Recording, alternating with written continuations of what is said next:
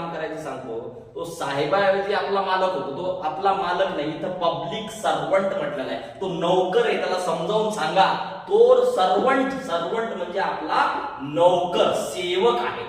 ठीक आहे, नौकर आहे, नौकर. त्याला फार पदाला चढवू नका. कायद्यामध्ये त्याची ड्युटी आहे, ड्युटी. त्याला पगार भेटतो आणि तो पगार तुम्ही आणि मी देत असतो, हे लक्षात ठेवा. ठीक आहे, आपण पगार देऊन त्याला तिथं बसवलेला आहे आणि त्याला कशाला एवढा मोठेपणा द्यायचा? त्याचं काम आहे, त्याला ते काम करावंच लागतं. नसेल करत, वरिष्ठ अधिकाऱ्याकडे तरी तक्रार करा. वरिष्ठ अधिकारी पण भ्रष्ट आहेत, त्याच्या वरिष्ठ अधिकाऱ्याकडे जा, माहिती अधिकारामध्ये माहिती मागून घ्या, चुकीचं काय चाललंय ते पहा. आणि हे एवढं करूनही तो ऐकला नाही. अँटी करप्शन वाले आहेत किंवा त्याच्या कामामध्ये दिरंगाई झाल्यामुळे. दुसरा एक कलम सांगतो, 166 इंडियन पिनल कोड, भारतीय दंड संहितेच्या 166 कलमानुसार देखील त्याच्यावरती कार्यवाही होती. 1 वर्षाचा कारावास तिथे पण दिलेला आहे.